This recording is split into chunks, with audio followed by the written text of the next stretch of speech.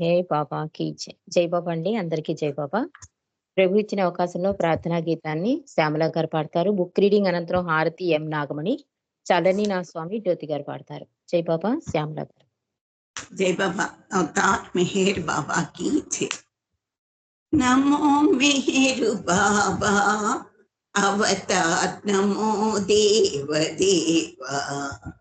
प्रभु नमो मेहर बाबा अवतार नमो देव देवा।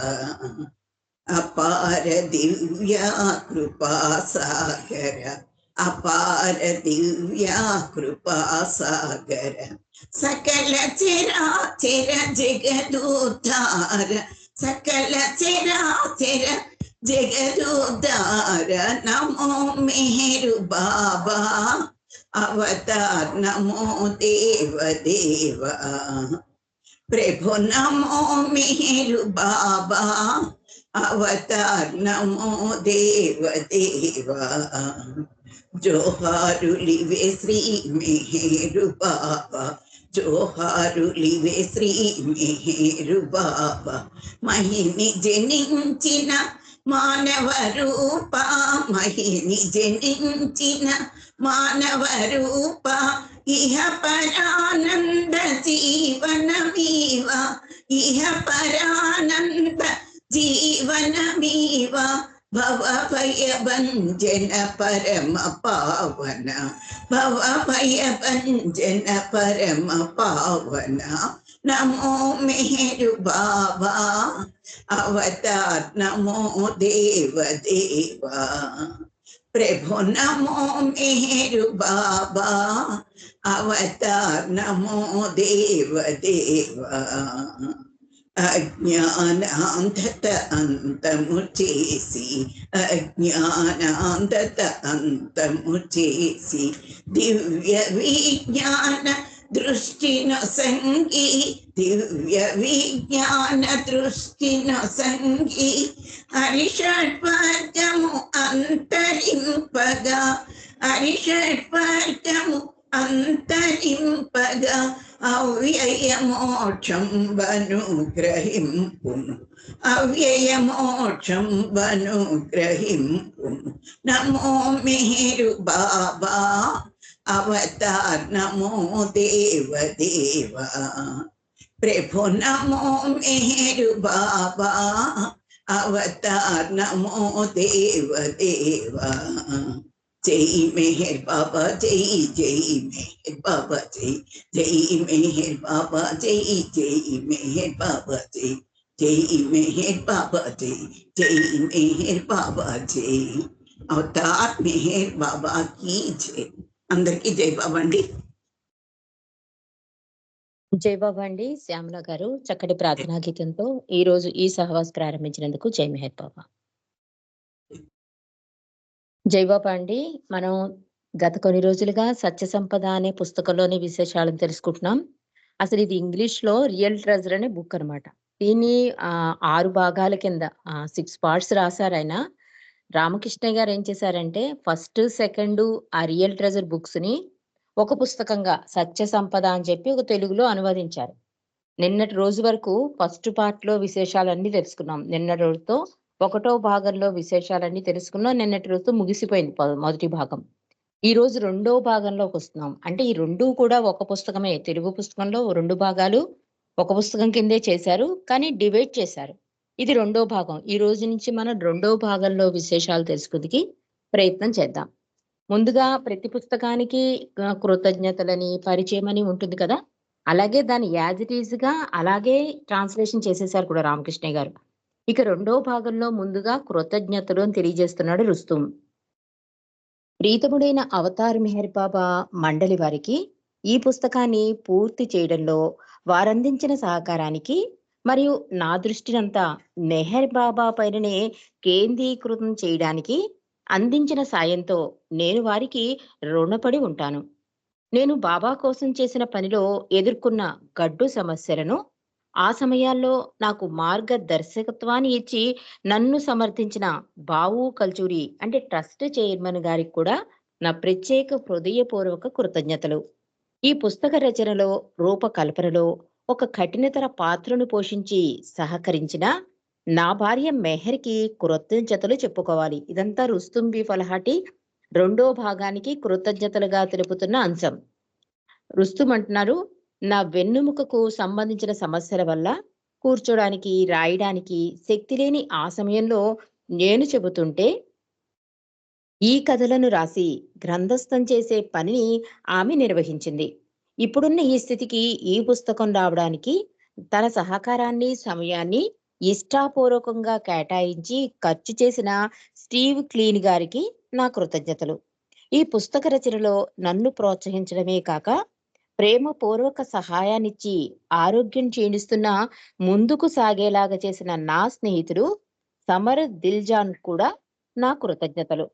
కంప్యూటర్‌తో చేసిన పనిలోనూ, తప్పులను చూచి సరిదిద్దే పనిలోనూ తోడ్పడిన సైరస్సు, సౌమ్య కంబట్ట మరియు శ్యామ్ పటేళ్లకు కూడా నా కృతజ్ఞతలు.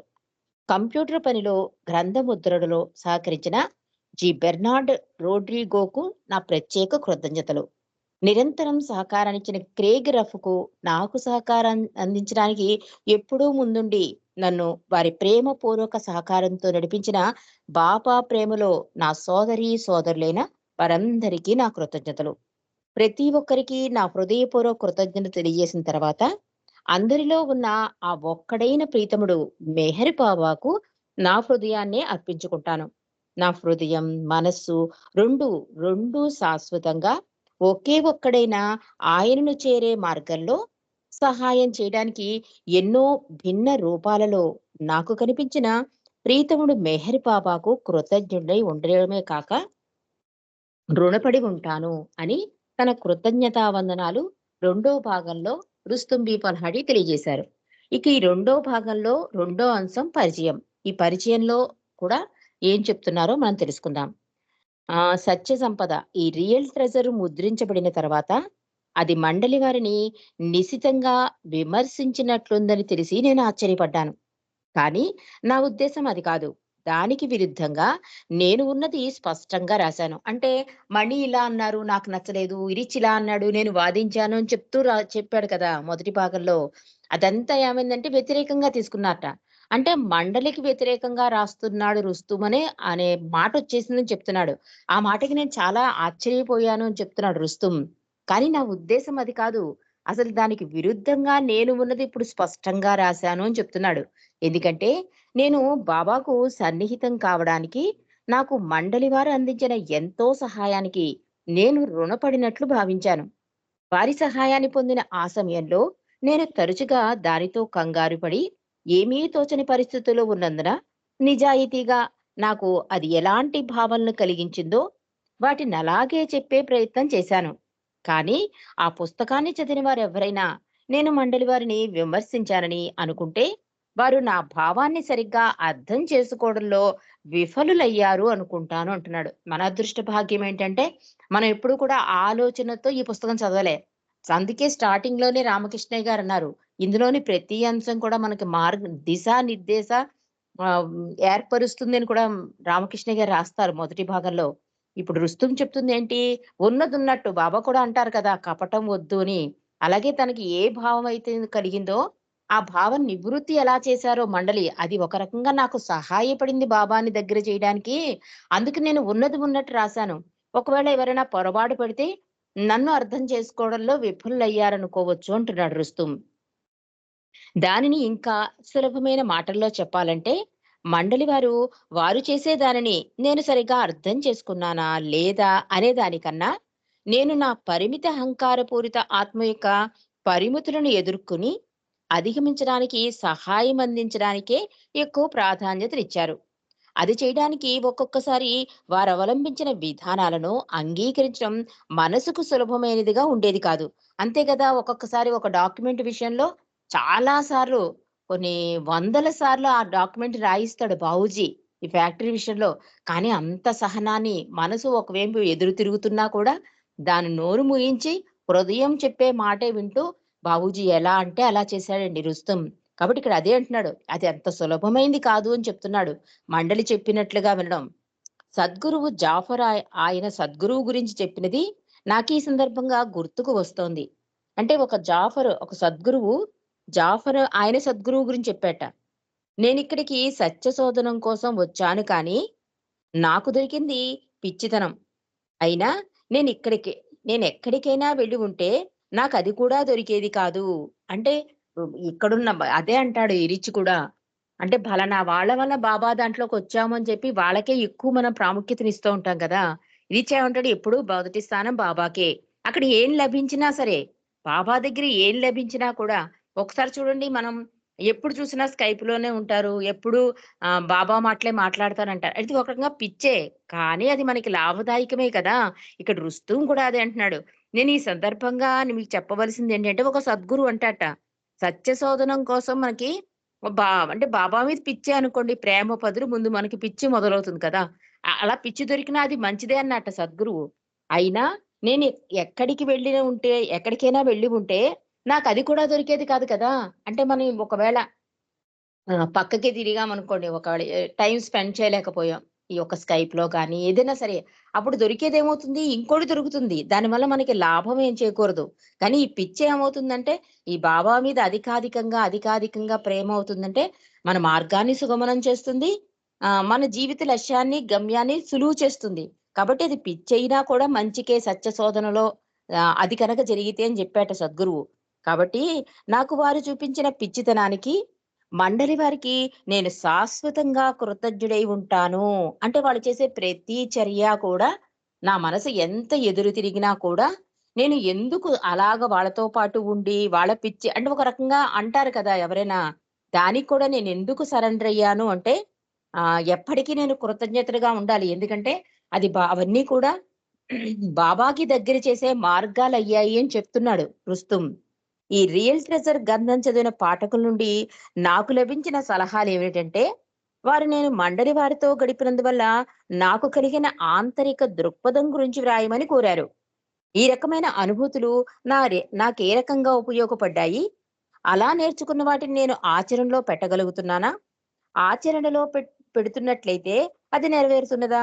అది నా జీవితాన్ని ఏ రకంగా మార్చివేసింది? ఇలా ఎన్నో, ఎన్నో అంశాలపైన వ్రాయమని స్నేహితులు కోరారు.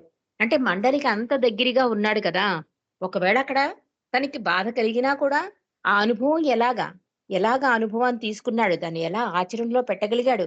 ఇవన్నీ కూడా చాలా మంది అడిగారట రుస్తుముని. నా స్నేహితులు నాకు నిర్దేశించిన ఆలస్యాలను దృష్టిలో పెట్టుకుని నేను ప్రయత్నిస్తున్నాను. కానీ అది చాలా ఇబ్బందికరమైనది అంటున్నాడు. ఒక కథంటే మండలిలా చెప్పారు అంటే రాసేయగలం. ఇరిచ్ ఇలా అన్నాడంటే రాసేయగలం. బాబా ఏమన్నాడంటే ఇరిచ్ ఏమన్నాడో రాసేయగలం. కానీ ఇప్పుడు బాబా విషయం ఇరిచ్ చెప్పినప్పుడు ఇతనికి కలిగిన అనుభూతిని ఎలా రాయగలడు? ఆ ప్రయత్నం చేయమంటున్నారట. అది ఎలా చేయగలో నాకర్థం కావటం లేదు అంటున్నాడు రుస్తుం. కానీ ప్రయత్నిస్తాను అంటున్నాడు. కానీ అది చాలా ఇబ్బందికరమైనది. మండలి వారు ఎన్నో విషయాలపై ఏం చెప్తారో చెప్పడం ముఖ్యమని, నా గురించి, నా అనుభవాల గురించి చెప్పడం అంత ముఖ్యం కాదని తలంచి, వారు చెప్పిన వాటి గురించే అధికంగా చెప్పదలుచుకున్నాను. అయినా నేను గొప్ప విజ్ఞత గలవాడినని, ఇతరులకేదో చెప్పగలవాడినని నిజంగా నేను అనుకుంటున్నానని కాదు. దానికి భిన్నంగా నేను మొట్టమొదటగా చెప్పదలుచుకున్నదేమిటంటే, మనందరం ఒకే నావలో పయనించే ప్రయాణికులం. అజ్ఞానమనే ఆ నావ, దానికి కెప్టెన్ ఎవరు? మెహర్ బాబా. మెహర్ బాబా ఆయనే మనందరినీ వెలుతురు వైపుకు నడిపిస్తున్నాడు. నేను చెప్పదలుచుకున్నదంతా సత్యం కాదు. కానీ దాని ఎడల నాకు గల అవగాహన మాత్రమే. ఇది ఏ పాఠకునికైనా దోహదం చేస్తే అలాగే అగుగాక అంటున్నాడు. అంటే ఒక్కొక్కళ్ళకి బాబా ఫోల్డ్‌లో రావడానికి ఒక్కొక్కళ్ళకి ఒక్కొక్క అనుభూతి ఉంటుందండి. ఒకళ్ళకి జరిగిన అనుభూతి ఇంకోళ్ళకి జరగదు. ఇంకోళ్ళు ఇంకో రకంగా ఒకళ్ళు బాబా ఫోటో చూసి రావచ్చు. ఇంకొకళ్ళు బాబా యొక్క ఆ సందేశాలు విని రావచ్చు. రూపాన్ని చూసి, పాటలు చూసి, సాహిత్యాన్ని చూసి ఒక్కొక్కళ్ళు ఒక్క రకంగా వస్తారు కదా! తనకి కలిగిన అనుభూతి అందరికీ కలగాలని లేదు కదా! అని చెప్తున్నాడు. కానీ నేను అది చెప్పడం కోసం కాదు. కానీ మండలి అభిప్రాయాలు మాత్రం మీకు చెప్పడానికి ప్రయత్నిస్తాను అంటున్నాడు రుస్తుంబి వల్హాటి. ఏవి చెప్పినా, ఎవరు చెప్పినా కూడా అందరం ఒక నావలోనే ప్రయాణిస్తున్నాం. అందులో హెచ్చుతగ్గులేమీ లేవు. నా గొప్ప కూడా ఏం లేదు. ఈ నావ నడిపేది మాత్రం ఆ కెప్టెన్ మాత్రం మెహర్ బాబాయే అని చెప్తున్నాడు. కాబట్టి ఈ మెహర్ బాబాయే ఈ నావని నడిపే కెప్టెన్ కనుక నేను చెప్పదలుచుకున్నదంతా సత్యం కాదు. అంటే మరి వాళ్ళు చెప్పింది కరెక్టో అని అనుకోవడానికి లేదు కదా! మనకి ఇంకో రకంగా అనుభవం అవుతుంది. కాబట్టి ఈ నావ నడిపేది మెహర్ బాబా అని గుర్తుపెట్టుకోండి అంటున్నాడు రుస్తుం. నా అనుభవం గురించి చెప్పాలంటే, నేను కాలచక్రంలో వెనక్కి వెళ్ళాలి. అంటే 1989 నుండి 2000 మధ్య కాలంలోని నా జీవితం, మండలి వారితో గడిపిన ఆ కాలం ఎన్నో పరీక్షలకు, ఒడిదుడుకులకు, కష్టాలకు గురిచేసిన అది ఆనందదాయకంగా ఉండింది అని చెప్తున్నాడు. ఇప్పుడు చెప్పమంటున్నారు కదా! మీరు మండలితో ఎలాంటి అనుభవాన్ని ఫేస్ చేశారు ఇవన్నీ చెప్పమంటున్నారు కదా మీరు. కానీ నేను కొంచెం కొన్ని ఇయర్స్ వెనక్కి వెళ్ళాలి అని చెప్తున్నాడు. అంటే అదెప్పుడు 1989 నుండి 2000 మధ్య కాలం. అంటే దాదాపుగా 11 ఇయర్స్ వెనక్కి వెళ్ళాలి. అక్కడేంటి నా జీవితం, మండలి వారితో నేను గడిపిన కాలం. అంటే మండలి వారితో గడపడం అంటే ఎన్నో పరీక్షలు, ఒడిదుడుకులు, ప్రతిదాన్ని చాలా సహనంతో అలవరుచుకోవడం. ఇవన్నీ కూడా నాకు ఇప్పుడు తలుచుకుంటే చాలా ఆనందంగా ఉంది అని చెప్తున్నాడు. అవన్నీ కూడా ఆనందదాయకమైవే ఉన్నాయి అని చెప్తున్నాడు. మండలి వారికి గురి చేసే క్షోభ, వారలా ఎందుకు చేస్తున్నారో, ఏమి చేస్తున్నారో నేను తెలుసుకొని గుర్తించిన తర్వాత అది వేదనగా అనిపించేదే కాదు అంటున్నాడు. అంటే బాబు చాలా సార్లు పిలిచేవాడు చూడండి రుస్తువుని చేయనిచ్చేవాడు కాదు. టిఫిన్ తినిచ్చేవాడు కాదు. ఆఫీస్‌కి రానివాడు. ఆఫీస్‌కి రమ్మనేసరికి మనం తెలుసుకున్నాం మొన్నటి రోజు. తీరా చూస్తే అదే డాక్యుమెంటేషన్ మళ్ళీ రాయించేవాడు. అసలేముండేది కాదు. తెల్లారేసరికి తలుపు కొట్టేసేవాడు బాబూజీ. కానీ అప్పుడది కష్టంగా అనిపించినా కూడా నాకది కష్టం అనిపించలేదు తర్వాత గుర్తిస్తే అంటున్నాడు. చాలా సార్లు వాళ్ళు నన్ను నేను చెయ్యలేని పని విషయంలో నిలదీసి మందలిస్తుంటే నేను నవ్వుకునేవాడిని. అంటే తర్వాత అవగాహనైపోయింది. మండలి ఎందుకిలా నా మీద వర్క్ చేస్తున్నారనేది అవగాహనైపోయి, ఆ తర్వాత నేను చెయ్యలేని పని ఆహ్, గురించి కూడా మందలించేవారట. అప్పుడు నేను నవ్వుకునేవాడిని అంటున్నాడు రుస్తుం. చాలా సార్లు నాపైన వారు మోపబోయే అభియోగాలను వెనకముందే నేను నా తప్పును అంగీకరించి వారికది ఏ విషయంలోనైనా సరే నాదే తప్పు అని తెలిపేవాడిని. అలాగే కదా ఇరిచి ఎప్పుడూ కూడా ఈ ఫ్యాక్టరీ విషయంలో రుస్తుము నేనే చెయ్యాలి. ఇవన్నీ మనం చేయకపోతే ఎలాగా?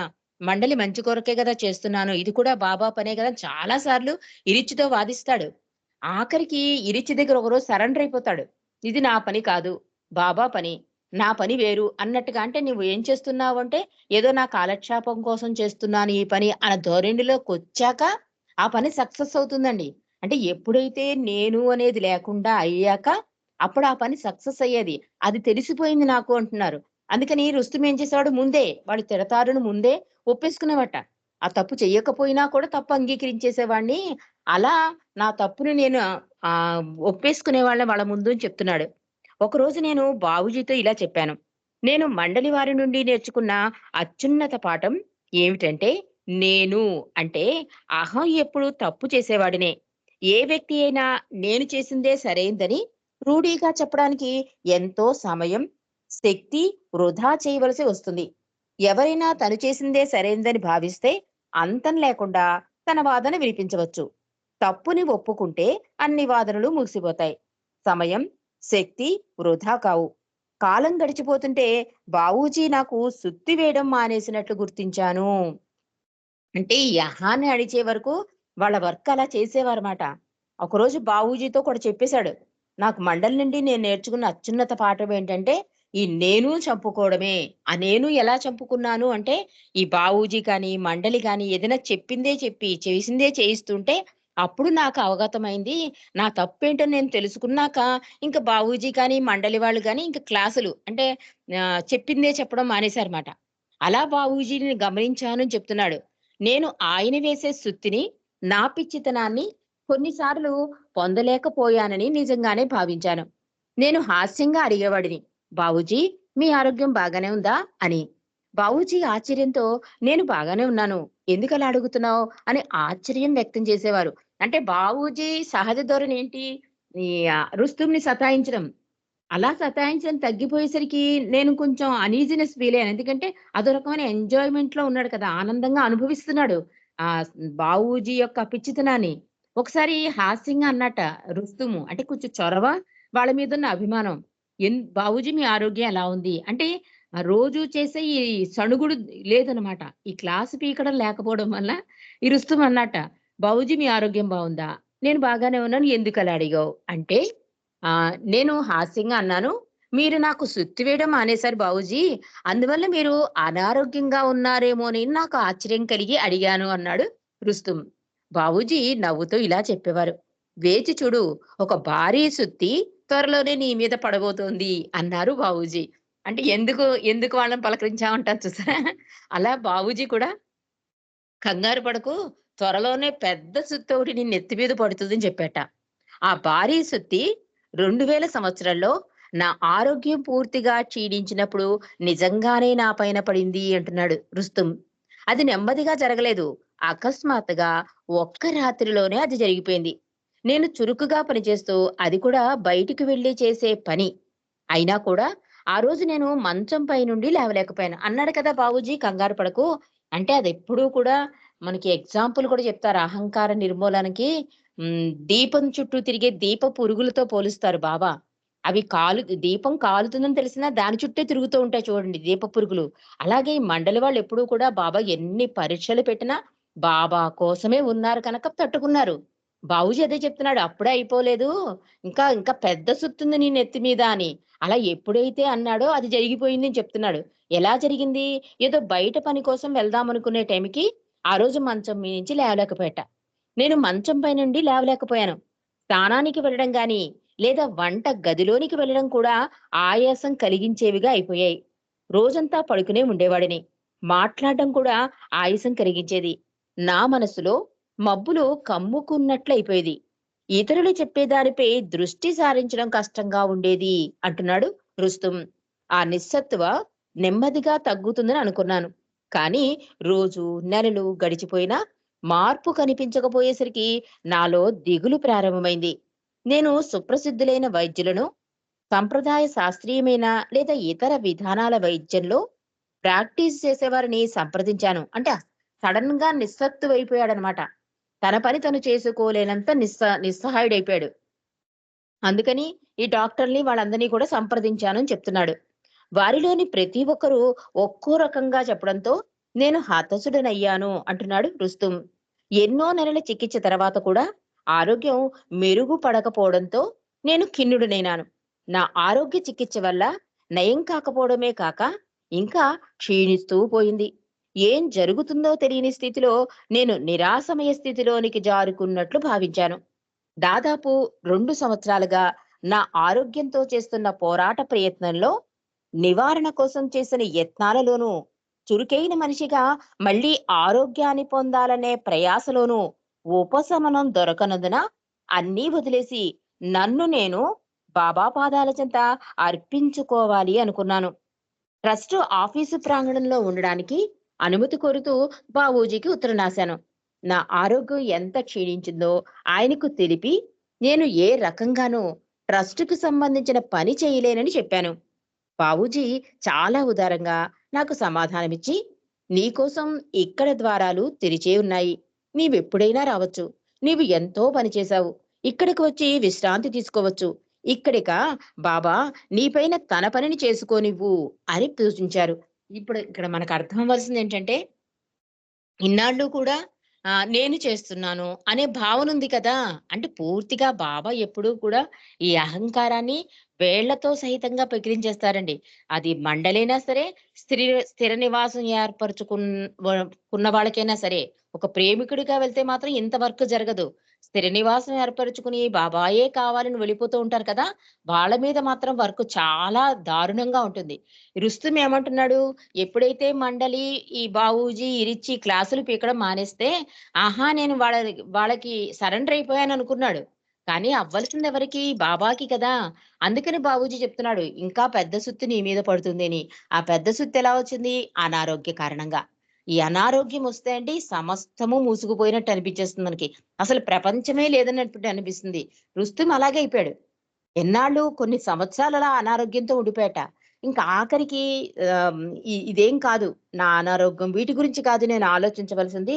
ఇంకా బాబా పాదాల చెంతే నేను అర్పణ అయిపోవాలి. ఇంకా అదొక్కటే దారి అని చెప్పి ఈ అర్పణ ఎలా అవ్వాలి? ఎక్కడో అక్కడికెళ్ళి సేద తీరాలి కదా! ట్రస్ట్ ఆఫీస్‌లో అయితే దొరుకుతుందని బావూజీకి ఉత్తరం రాస్తాడు. నా అనారోగ్యం చాలా బాధ పెడుతోంది. కానీ నేను కొంత సమయం ట్రస్ట్ ఆఫీస్‌లో స్పెండ్ చేద్దాం అనుకుంటున్నానంటే, అప్పుడు బాబూజీ ఎంత అద్భుతంగా రాసాడో చూడండి. నీకోసం ఎప్పుడూ ద్వారాలు తెరిచే ఉన్నాయి.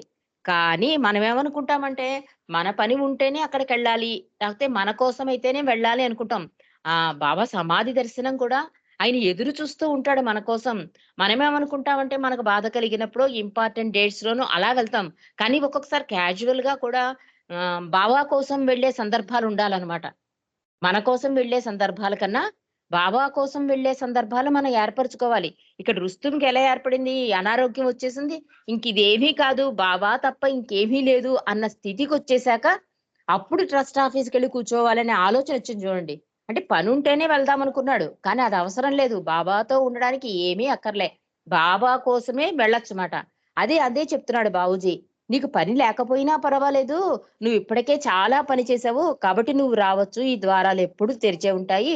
ఇక్కడికొచ్చి విశ్రాంతి తీసుకో. ఇక నువ్వు చేయడం పని ఆపేసేయి. ఇప్పుడు బాబా నీ పైన పని చేయడానికి రెడీ చెయ్యి బాబాని" అంటున్నాడు. అంటే బాబాని ఆహ్వానించు అంటున్నాడు.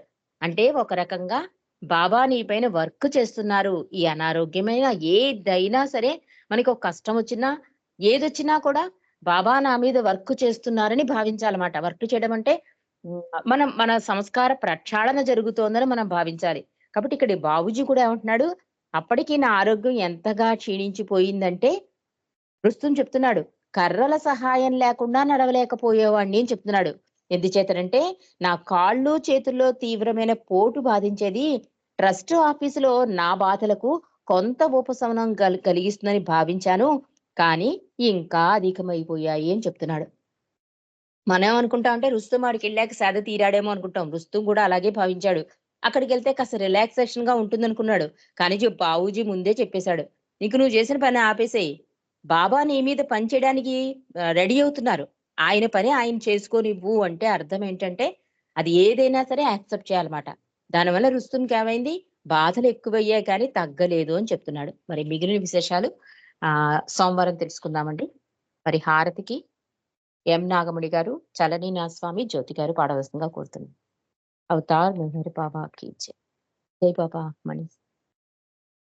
जय बाबा अंदर की बाबा अवतार में बाबा की है देवा देवा प्रेम स्वभाव प्रभु मेहर बाबा प्रियतमा मन सुहारती प्रियतमा मन सुहारती देवा देवा प्रेम स्वभाव प्रभो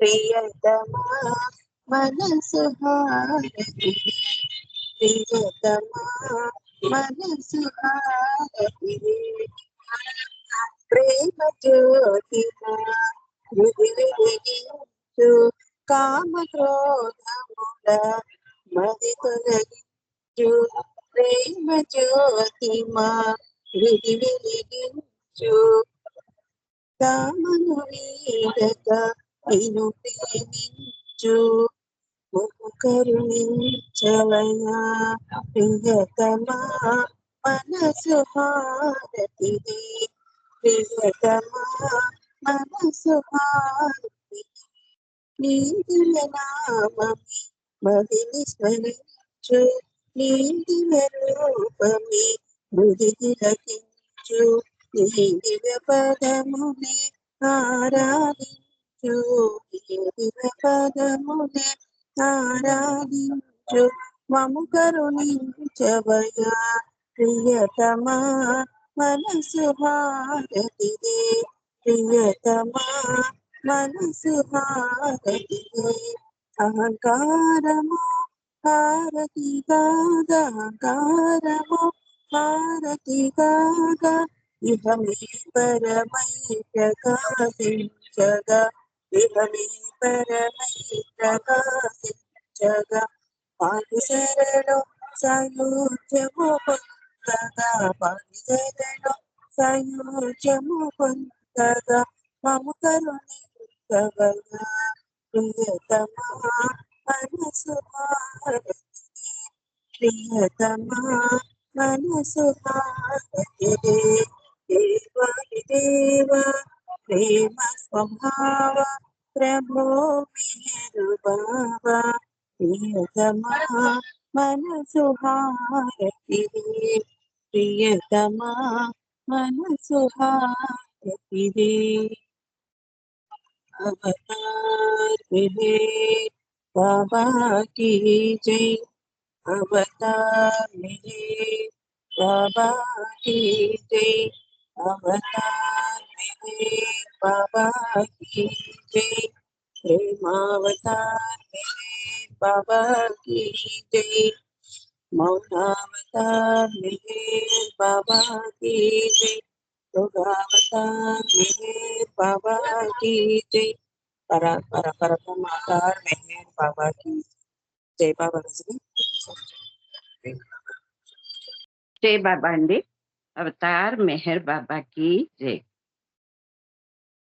चलनी मा स्वामी चलवीयवయ్యా చల్లని మా స్వామి చలవీయవయ్యా నీ సేవకై మేము మరల వచ్చదమయ్యా చల్లని మా స్వామి చలవీయవయ్యా నీ సేవకై మేము మరల వచ్చదమయ్యా మెహరునామమే నిత్యం కీర్తించులాగు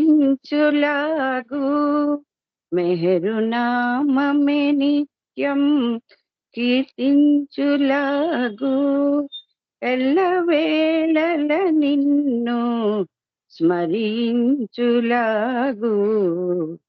ఎల్లవేళల నిన్ను స్మరించులాగు చలని మా స్వామి చలవీయవయ్యా నీ సేవకై మేము మరల వచ్చదమయ్యా నీ సేవలో మేము తరించులాగు నీ సేవలో మేము తరించులాగు ప్రేమతో దీవించి సెలవీయవయ్యా ప్రేమతో దీవించి సెలవీయవయ్యా సెలవీయవయ్యా సెలవీయవయ్యా సెలవీయవయ్యా अवतार मेहर बाबा की जय जय बाबा अंडी